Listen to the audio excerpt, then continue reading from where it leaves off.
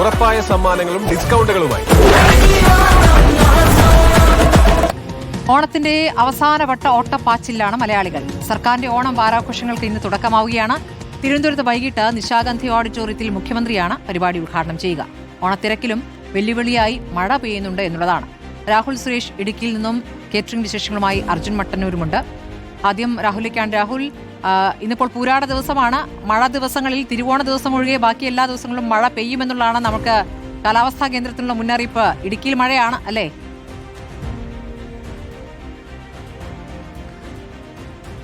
സ്മൃതി, ഇന്നലെ രാത്രി മുതൽ ഇടുക്കിയുടെ മലയോര മേഖലകളിലും ലോ റേഞ്ചിലും അടക്കം ശക്തമായിട്ടുള്ള മഴ പെയ്യുന്നുണ്ട്. ഇപ്പോഴും ഒരു കുറച്ചു നേരം മാത്രമാണ് ഇപ്പോൾ മഴ മാറി നിൽക്കുന്നത്. പക്ഷേ ഇടവിട്ടുള്ള ശക്തമായ മഴ ലോ റേഞ്ചിലും ഹൈ റേഞ്ചിലും തുടരുന്നു എന്നതാണ് ഓണാഘോഷവുമായി ബന്ധപ്പെട്ട ആശങ്കയുണ്ടാക്കുന്ന കാര്യം. സാധാരണ അത്തം വെളുത്തിട്ടുണ്ടെങ്കിൽ തിരുവോണം കറക്കുമെന്നതാണ് പഴമക്കാർ പറയുന്നത്. പക്ഷേ അത്തത്തിന് ഇവിടെ വെയിലായിരുന്നു. അതുകൊണ്ട് ഒരുപക്ഷെ തിരുവോണത്തിന് മഴയാകാനുള്ള സാധ്യത ഉണ്ടെന്നാണ് പഴമക്കാരൊക്കെ പറയുകയും ചെയ്യുന്നത്. എന്തായാലും തിരുവോണത്തിന് മഴ പെയ്യുമോ എന്നത് കാത്തിരുന്ന് കാണാം. പക്ഷേ നാളെ ശക്തമായിട്ടുള്ള മഴയ്ക്ക് സാധ്യതയുണ്ടെന്നാണ് കാലാവസ്ഥാ നിരീക്ഷണ കേന്ദ്രം അറിയിക്കുകയും ചെയ്യുന്നത്.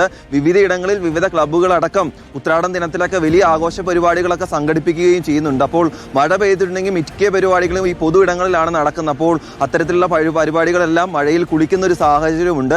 മഴ ഈ ഓണം തൂക്കുമോ എന്നൊരു സംശയമാണ് എല്ലാവരും ഉന്നയിക്കുകയും ചെയ്യുന്നത്. പ്രത്യേകിച്ച് ഇനിയിപ്പോൾ മൂന്നാറിലേക്കൊക്കെ നിരവധി വിനോദസഞ്ചാരികൾ എത്തുന്ന സമയമാണ്. അപ്പോൾ ഈ വിനോദസഞ്ചാര മേഖലയും മഴ ബാധിക്കുമോ എന്നൊരു സംശയമുണ്ട്. എന്തായാലും മഴ മാറി നിൽക്കുമെന്ന ആശ്വാസത്തിലാണ് ആളുകളെല്ലാം തന്നെ ഉള്ളത്. പക്ഷേ ഇന്നലെ രാത്രി മുതൽ ഇടവിട്ട് തുടരുന്ന മഴ വലിയ ആശങ്ക ഉണ്ടാക്കുകയും ചെയ്യുന്നുണ്ട്. പ്രത്യേകിച്ച് ടൂറിസം മേഖലയും വലിയ രീതിയിൽ ബാധിക്കാനുള്ള സാധ്യതയുണ്ട്. നീലക്കുറിഞ്ഞി ഉൾപ്പെടെ പൂക്കുന്ന ഒരു സമയം കൂടിയാണ്. അപ്പോൾ ഈ ഓണ അവധി ഈ നീലക്കുറിഞ്ഞി കാണാനുള്ള ഒരു അവസരം കൂടിയാണ്.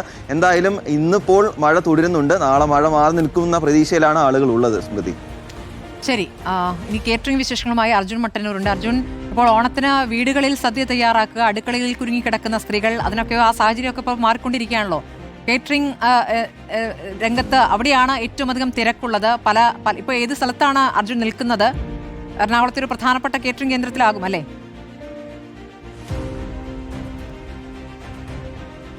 തീർച്ചയായും സ്മൃതി, ഞാൻ കൊച്ചി വൈറ്റിലയിലുള്ള നക്ഷത്ര കാറ്ററിംഗ് ആൻഡ് ഇവന്റ് എന്ന് പറയുന്ന ഒരു സ്ഥാപനത്തിലാണ്. അത്തം മുതൽ തന്നെ ഇവിടെയൊക്കെ തന്നെ കാറ്ററിംഗ് ആരംഭിച്ചിട്ടുണ്ട്. പ്രത്യേകിച്ച് ഓണസദ്യ ഒരുക്കാൻ വേണ്ടി വലിയ തിരക്കാണ് ഈ സ്ഥാപനത്തിലൊക്കെ തന്നെ അനുഭവപ്പെടുന്നത്. ഇപ്പോൾ സമയം 11 മണിയായി. പൂരാട ദിവസമാണ്. സദ്യയൊക്കെ തന്നെ ഏതാണ്ട് ഒരുങ്ങിക്കഴിഞ്ഞു. ആളുകൾ വന്ന് കൊണ്ടുപോയിക്കൊണ്ടിരിക്കുകയാണ്. തോരനുണ്ട്, അതോടെ അച്ചാറുണ്ട്, ഇത്തരത്തിൽ പുളിയിഞ്ചിയുണ്ട്, അവിയലുണ്ട്. അങ്ങനെ 21 ഐറ്റം ഈ നക്ഷത്രയിലുണ്ട്. അതോടൊപ്പം തന്നെ പായസം, 2 തരം പായസമുണ്ട്.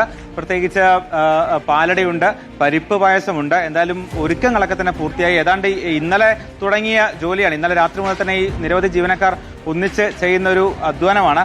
രാവിലെ ഏതാണ്ട് ഒരു 10 മണിക്ക് ശേഷം തന്നെ ആളുകളൊക്കെ തന്നെ ഈ സാധനങ്ങൾ കൊണ്ടുപോകാൻ വേണ്ടി വരും. പ്രത്യേകിച്ച് കൊച്ചി പോലുള്ള നഗരത്തിൽ കാറ്ററിംഗ് കേന്ദ്രങ്ങളെ ആശ്രയിക്കുന്ന ആളുകൾ കൂടുതലാണ്. എന്തായാലും നമുക്ക് ഈ സ്ഥാപനത്തിന്റെ ഉടമയോട് തന്നെ ചോദിക്കാം. അവിടെ ഈ പാലടയൊക്കെ തന്നെ ഏതാണ്ട് തയ്യാറായി കഴിഞ്ഞു. ചേട്ടാ, എങ്ങനെയുണ്ട് ഓണായിട്ട്? എങ്ങനെയുണ്ട് തിരക്ക്? ഓണം തിരക്ക് നല്ല രീതിയിലുണ്ട്. ഇപ്പോൾ സംഭവങ്ങൾ എടുക്കാൻ വേണ്ടി ആളുകൾ വരാൻ തുടങ്ങി. 3-4-5 പാഴ്സൽ പോയി കഴിഞ്ഞു. എന്തൊക്കെ ഐറ്റംസാ? എത്ര ഐറ്റംസ് ഉണ്ടാവും? നമ്മൾക്ക് ഏകദേശം 21 ഐറ്റംസ് ഉണ്ടാവും. 2 പായസം കൂട്ടിയിട്ടുള്ള സദ്യയാണ് 21 ഐറ്റം. ഇപ്പോൾ നോൺ വെജ് ചോദിച്ച ആളുകൾ വരുന്നുണ്ട്. സദ്യ നോൺ വെജ് ചോദിക്കുന്നു. നോൺ വെജ് ചോദിച്ച് അതിപ്പോ fish fry, beef fry, chicken fry ഒക്കെ ചോദിച്ചിട്ട് സെപ്പറേറ്റ് അത് കൊടുക്കും. അത് സദ്യയിൽ പെടുത്താതെ സെപ്പറേറ്റ് ഉള്ള ചാർജ് ചെയ്തിട്ടാണ് വിടുന്നത്. ആവശ്യപ്പെടുന്നവർക്ക് മാത്രമായിട്ട് പ്രത്യേകം മാത്രം. എപ്പോൾ തുടങ്ങും ഈ ജോലിയൊക്കെ? ഏതാണ്ട് ജോലി ഞങ്ങൾ തലേദിവസം ഒരു 4 മണിയൊക്കെ ആകുമ്പോൾ സ്റ്റാർട്ട് ചെയ്യും. പിന്നെ കണ്ടിന്യൂസ് ആയിട്ട് അങ്ങോട്ട് പോകും. ഒരു 2 hours ഒക്കെ റെസ്റ്റ് എടുത്തിട്ട് വീണ്ടും തുടങ്ങും. സാധനങ്ങളുടെ വിലക്കയറ്റൊക്കെ ബാധിച്ചിട്ടുണ്ടോ കാറ്ററിംഗ്? നല്ല രീതിയിൽ വായിച്ചിട്ടുണ്ട്. കഴിഞ്ഞ വർഷത്തേലും ഒരു 40% വർധനവ് വന്നിട്ടുണ്ട്. അതിന്റെ വിലയിൽ ഭയങ്കര വ്യത്യാസം ഉണ്ടായിട്ടുണ്ട്. കഴിഞ്ഞ തവണ ചെയ്തതിലും വില കൂടുതലാണ് ഇപ്രാവശ്യം. ഒരു ഏകദേശം ഈ പ്രാവശ്യം 3200 നമ്മൾ 5 പേരുടെ പാക്കിന് തിരുവോണത്തിന് ചെയ്യുന്നത്. കഴിഞ്ഞ തവണ 2800 ആ ഒരു വ്യത്യാസം വന്നിട്ടുണ്ട്. ഒരു ദിവസം എത്ര പേർക്കുള്ള സദ്യ ഒരുക്കും? ഏതാണ്? ഞങ്ങളൊരു 2000-ന്റെ താഴെ സദ്യ എല്ലാ ദിവസവും ഉണ്ടാവും. തിരുവോണത്തിന്റെ സദ്യ ഏകദേശം അടുത്ത് തന്നെ വരാറായിട്ടുണ്ട്. 2000 അതിന് ക്ലോസ് ചെയ്യും. നമുക്ക് അതിനുള്ളൊരു കപ്പാസിറ്റി ഉള്ളൂ ഈ ഏരിയയിൽ. സ്മൃതി, അങ്ങനെയാണ്. ഏതാണ്ട് 2000 പേർക്ക് സദ്യ ഒരുക്കുന്നുണ്ട് വിവിധയിടങ്ങൾ, പ്രത്യേകിച്ച് ഓഫീസുകൾ, അതോടൊപ്പം തന്നെ ഈ വിദ്യാഭ്യാസ സ്ഥാപനങ്ങളിൽ നിന്നൊക്കെ തന്നെ ആളുകൾ ഓർഡർ ചെയ്തുകൊണ്ട് വരുന്നുണ്ട്. ഇനിയിപ്പോൾ തിരുവോണത്തിന്റെ ബുക്കിംഗ് ആരംഭിച്ചു എന്നാണ് പറയുന്നത്. ഇതൊക്കെ തന്നെ ഇത്തരത്തിൽ തയ്യാറായി കഴിഞ്ഞ വിഭവങ്ങളാണ്. വിവിധ പാത്രങ്ങളിൽ കൃത്യമായി പാക്ക് ചെയ്ത് വിഭവങ്ങളൊക്കെ തന്നെ ഒരുക്കിയിട്ടുണ്ട്. 21 ഐറ്റംസ് ഉണ്ട്. എന്തായാലും ഇത്തരത്തിലുള്ള നിരവധി കാറ്ററിംഗ് സ്ഥാപനങ്ങൾ കൊച്ചിയിലുണ്ട്. പ്രത്യേകിച്ച് കൊച്ചി പോലൊരു നഗരത്തിലൊക്കെ തന്നെ ഈ സദ്യ ഒരുക്കുന്നതിൽ കൂടുതൽ പേരും ആശ്രയിക്കുന്നത് കാറ്ററിംഗ് സ്ഥാപനങ്ങളെയാണ്. അതുകൊണ്ട് തന്നെ ഇത്തരം സ്ഥാപനങ്ങളിൽ വലിയ തിരക്കാണ് ഇപ്പോൾ അനുഭവപ്പെടുന്നത്. സ്മൃതി. ശരി, അർജുൻ മട്ടന്നൂരും രാഹുലുമാണ് വിവരങ്ങൾ നൽകിയത്.